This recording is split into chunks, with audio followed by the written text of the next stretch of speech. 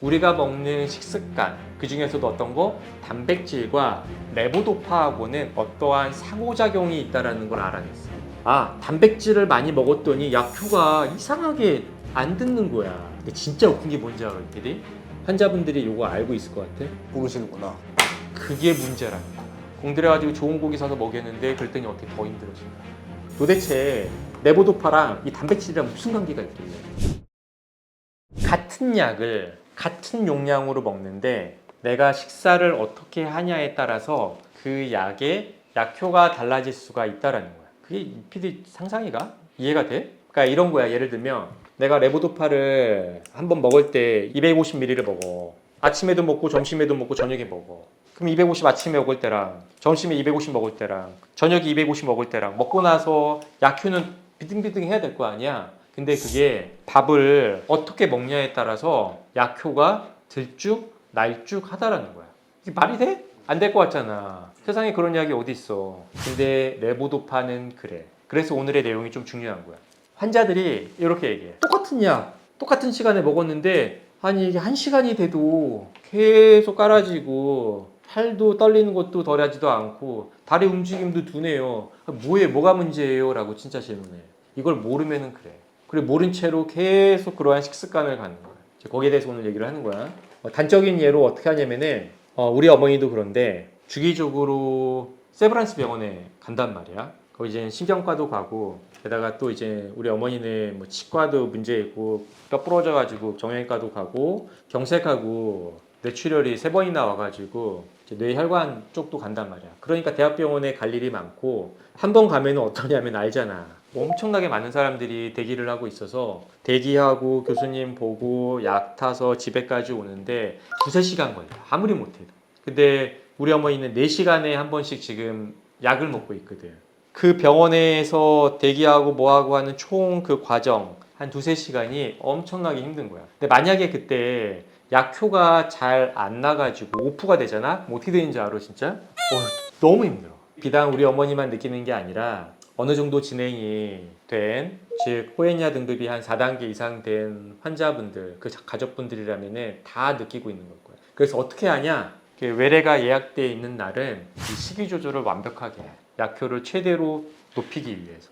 요 얘기를 좀 해야 돼. 역사인데. 파킨슨병이라는 게 어떤 질환인지를 알파시뉴클레인이 원인이고 어쩌고 저쩌고 해서 알아냈고, 오케이, 원인은 알았어. 그럼 이걸 뭐 어떻게 할 건데? 치료는 어떻게 할 건데? 증상 개선은 어떻게 할 건데? 해서 레보도파라는 게 만들어진 게 대략 요때야. 1960년대 후반이야. 그때부터 환자한테 이 약을 먹였고 임상을 했고 어느 정도 먹여야지 환자가 부작용도 덜하면서 운동장애가 줄어들고 연구를 쫙 했거든. 그래서 많은 분들이 이제 이 약의 효과를 보고 일상을 되찾고 그랬는데 몇 년이야 이게? 1967년에서 1975년 대략 한 10년 정도 지나서야 요걸 알았던 거야. 우리가 먹는 식습관, 그 중에서도 어떤 거? 단백질과 레보도파하고는 어떠한 상호작용이 있다는 걸 알아냈어. 약을 발견하고 대략 10년이 지난 이후에. 그리고 나서 또 몇 년이 또 흘렀지. 10년 정도 흘렀지. 아, 단백질을 많이 먹었더니 약효가 이상하게 안 듣는 거야. 아니, 채소나 과일은 아무리 먹어도 약효가 그대로인데 소고기, 돼지고기를 많이 먹고 약을 먹었더니 이게 막 이러고 있는 거야.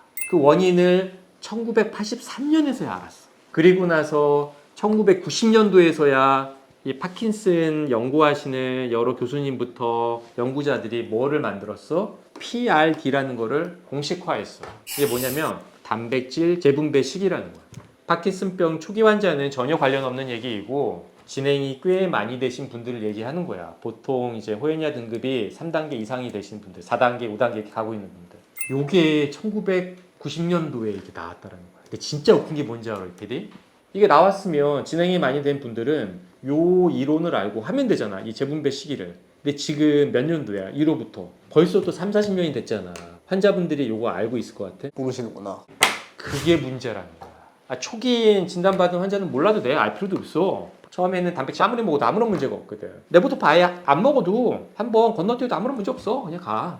근데 2단계가 되면은 그렇지가 않단 말이야. 그럼 어떻게 해야 돼? 대학에서 이 전문의 교수님들이 이 얘기를 좀 해줘야 되거든. 근데 너무 바쁘고 1, 2, 3분 진료이고 뭐 있어요? 증상 더 있어요? 아 그럼 약 그대로 가도 되겠네요. 뭐 하세요? 이게 가 끝이란 말이야. 요 얘기를 하나하나 하려면 시간이 너무 오래 걸리니까 오늘 그 얘기를 하는 거야. 도대체 레보도파랑 이 단백질이랑 무슨 관계가 있길래? 왜 단백질하고 관련이 있냐면은 가장 핵심적인 이유는 레보도파라는 약이 아미노산하고 똑같아. 생겨 먹은 거. 구조식을 보면은 여기 이게 이제 레보도파의 정식 이름이거든. 이름도 되게 어려워. 뭐 L3,4 디하이드록시 페닐알라닌이란 되게 길잖아. 근데 중요한 게 뭐냐면 여기 있는 거야. 페닐알라닌. 이게 뭐냐? 아미노산의 이름이야. 아미노산. 단백질은 뭘로 구성돼 있어? 우리가 먹는 고기 한 덩이 먹잖아. 그걸 먹으면 다 잘게 쪼개져 가지고 최소 단위로 해서 우리 몸으로 쪼개져서 들어올 거 아니야. 그 최소 단위가 뭐냐면은 아미노산이거든.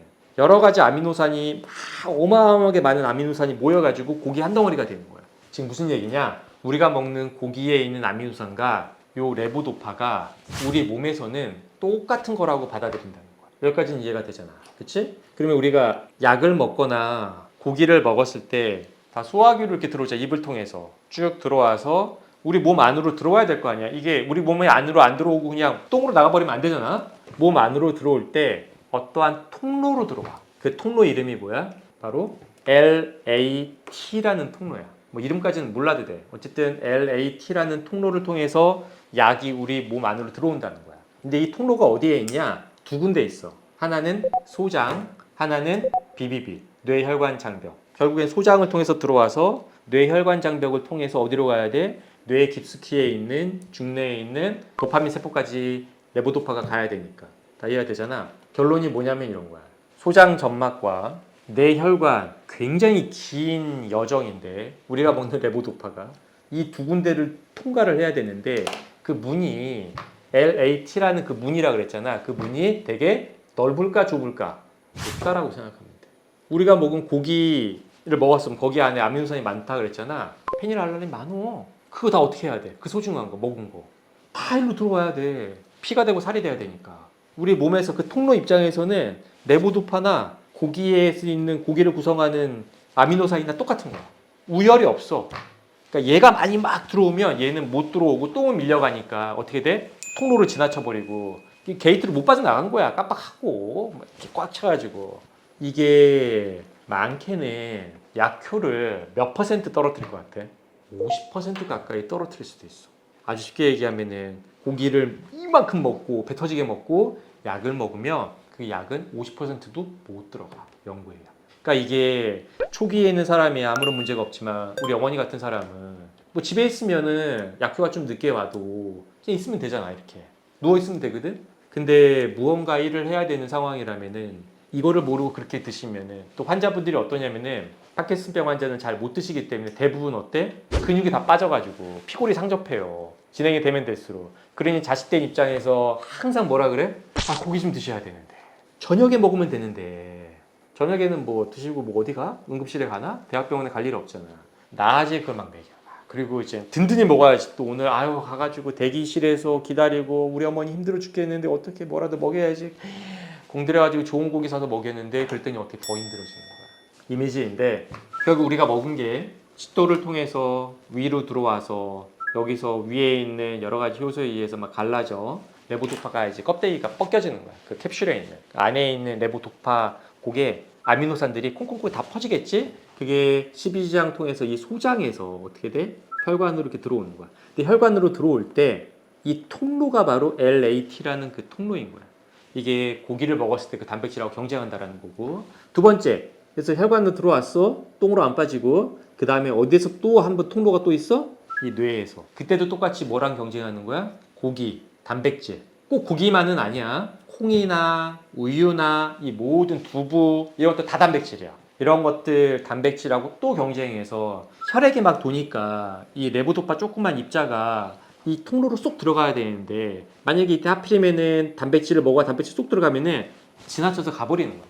이렇게 다른 데로 가버리는 거야. 그래서 여기서 한번 해서 50% 이상이 소실된다는 거야. 뇌로 못 가고. 결론은 이제 어떤 거냐? 초기 흔히 얘기하는 이제 허니문 시기 보통 2년에서 5년 정도라고 얘기를 하는데 이 허니문 시기는 상관없어.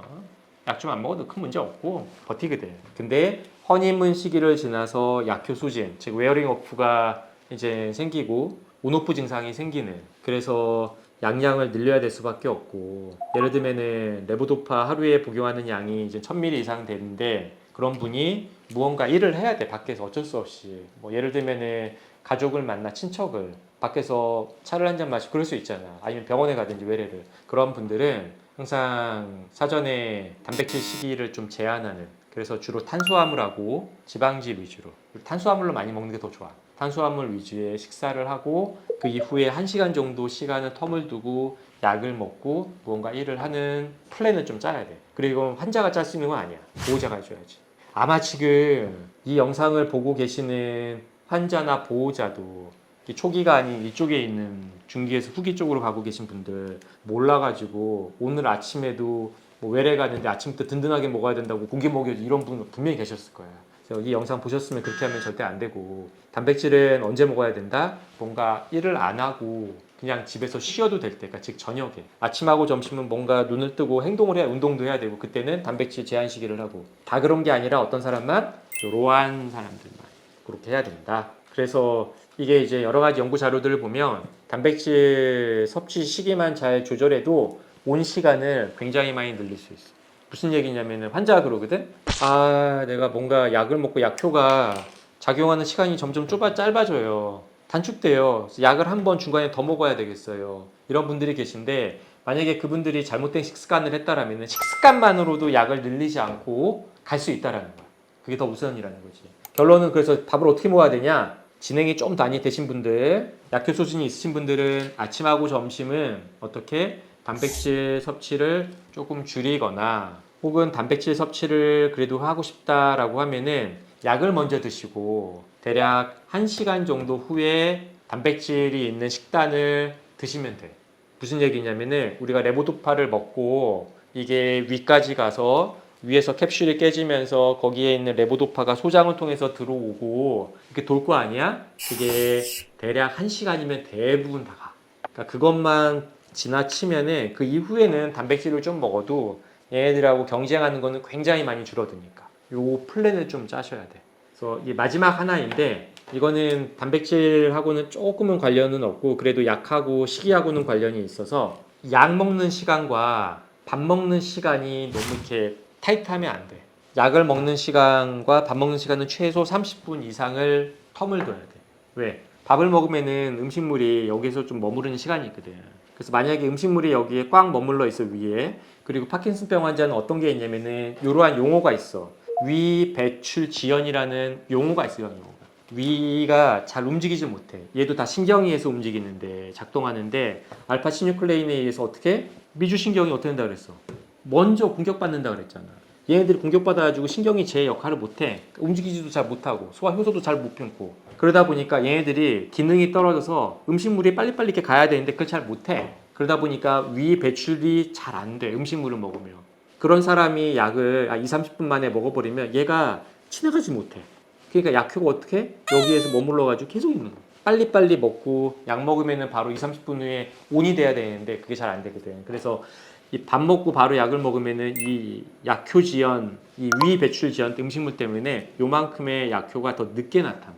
그만큼 손해라는 거야, 손해. 이거는 하나 뭐 덧붙이는 거고, 이 모든 것들은 다 어떤 사람한테 해당된다? 초기 환자는 전혀 관련이 없고, 허니문 기간 전혀 관련 없고, 이제 호에니아 등급이 3등급 이상 돼서 3, 4 이렇게 가시는 분들이고, 5단계로. 그리고 혹은 이제 레보도파를 증량해가지고 한 1000ml 이상 하루에 드시는 분들, 그런 분들은 이러한 약 먹는 타이밍과 밥 먹는 타이밍, 그리고 단백질을 어떻게 배분해야 되는지에 대해서 가족들이 신경 쓰고 부모님들 잘 챙겨야 된다. 오늘은 여기까지 하겠습니다.